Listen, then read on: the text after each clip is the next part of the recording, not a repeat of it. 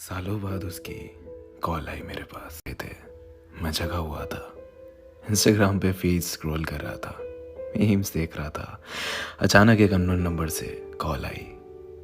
मुझे समझ में नहीं आया कि इतनी रात को आखिर कौन हो सकता है। मैंने सोचा इग्नोर कर देता हूँ, अगर कोई इंपॉर्टेंट कॉल होगी तो दोबारा आ जाएगी। आई इग्नोर्ड इट, लेकिन वो फिर आई। मैंने इस बार कॉल उठा ली।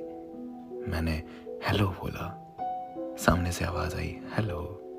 अचानक से पूरा मूड बदल गया मेरा, क्योंकि ये आवाज़ कुछ जानी पहचानी सी लग रही थी। ये आवाज़ सुनते ही आंखों के सामने अंधेरा छा गया। बहुत सी यादें ताज़ा हो गई, बहुत से जख्म ताज़ा हो गए। मेरी टूटी हुई आवाज़ में एक बार फिर हेलो निकला, और वहाँ से आवाज़ आई डिस्टर्ब तो नहीं किया। मुझे रिप्लाई करते हुए भी घबराहट सी हो रही थी। हाँ बोलूँ ना बोलूँ कुछ समझ नहीं आ रहा था। मेरे मन में सवालों का भवंडर घूमने लगा कि आखिर क्यों आज ऐसे अचानक इतने सालों बाद मेरी याद आ गई। क्यों आए हो आप? मैंने हिम्मत करके बोला नहीं, बोलो। उसने पूछा कैसे हो? मैंने कहा ठीक हूँ, तुम? मेरे इस सवाल के बाद उसका रोना छूट गया और कहा ठीक नहीं हूँ। अब मैं और भी ज़्यादा कंफ्यूज हो गया कि ये हो क्या रहा है। आउट ऑफ नोवेयर इतने सालों बाद देर रात को कॉल आती है और रोना निकल गया।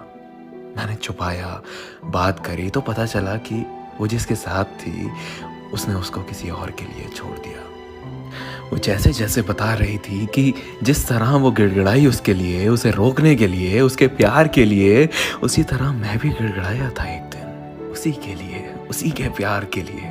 और जिस तरह उस लड़के ने मुड़ के नहीं देखा इसे, उसी तरह इसने भी नहीं मुड़ के देखा था मुझे। मेरी आंखों में आंसू थे और चेहरे पे मुस्कुराहट की। किसी के कर्मों की सज़ा उसे बखूबी मिली है, किसी के सच्चे प्यार को ठुकराने की सज़ा बड़ी शिद्दत से मिली है। वो रोते रोते मुझसे माफ़िया मांगने लगी। बहुत माफ़िया मांगी, बहुत मिन्नतें की कि मैं उसे माफ़ करके उसे अपना लूँ, उसे अपनी ज़िंदगी में वापस बुला लूँ। मैंने उसे कई साल प्यार किया था, कई साल लग गए मुझे उसके प्यार से उभरने में। वो लौटी तो ऐसा लगा जैसे मेरी ज़िंदगी, मेरी खुशियाँ लौट आई। मैंने उसे माफ़ कर दिया। फिर उसने मुझसे पूछा क्या तुम मुझे अपनाओगे? इस सवाल को सुनते ही मुझे वो सारे दिन, सारी यादें, सारे किस्से याद आ गए। हमारी पूरी रिलेशनशिप फ्लैश हो गई और मैंने आंखों में आंसू लिए जवाब दिया कभी नहीं।